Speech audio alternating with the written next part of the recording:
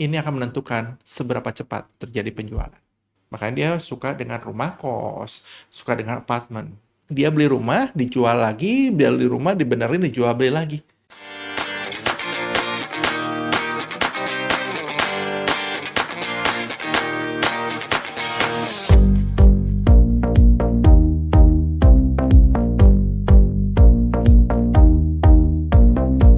Video sebelumnya kita bicara tentang motif penjual, hari ini kita bicara tentang motif buyer. Sama seperti penjual punya motif, buyer pun punya motif. Sekali lagi seperti yang di video sebelumnya, saya minta bantuan dari teman-teman, kalau ada motif tambahan, tolong tulis di komen ya, supaya yang lain, agen-agen properti lain bisa belajar mengenai motif ini. Seperti judul kita adalah Learning Journey. Sebuah pembelajaran ada journey-nya. Tidak serta-merta langsung bisa, langsung berhasil, tapi ada perjalanannya. Oke, kita mulai dengan motif yang pertama. Motif pertama adalah orang membeli rumah karena rumah pertama. Karena dia butuh rumah pertama. Dia baru atau ingin punya rumah pertama. Saya tidak membahas masalah umur kapan dia membeli rumah. Masih muda kah? Sudah tua kah? Saya tidak membahas secara umur, tapi saya membahas hanya masalah motif. Orang membeli rumah karena motifnya pengen untuk rumah pertama. Yang kedua, motifnya untuk membeli rumah adalah dia beruntung terjadi perubahan finansial yang luar biasa, dia naik kelas sosial. Dia ingin berubah tinggalnya di rumah yang secara lingkungan atau secara sosial lebih tinggi. Itu juga salah satu alasan untuk motif untuk dia beli rumah. Ketiga, anak bertambah.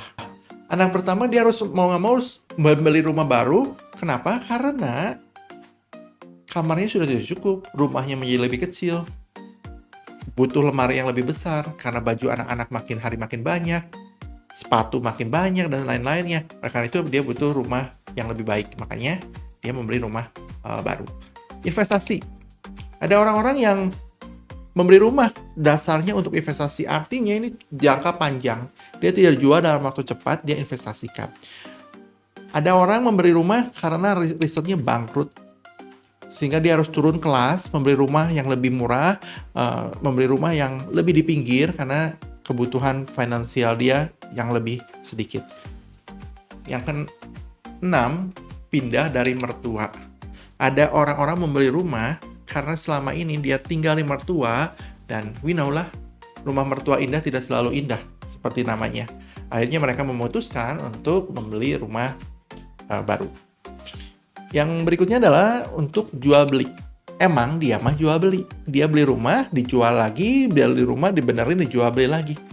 Dia trader, dia flipper, dia jual beli. Yang ke-10 adalah passive income. Dia beli rumah supaya rumahnya bisa disewa-sewakan, rumahnya bisa menghasilkan buat kehidupan dia sekarang maupun di saat dia pensiun. Makanya dia suka dengan rumah kos, suka dengan apartemen.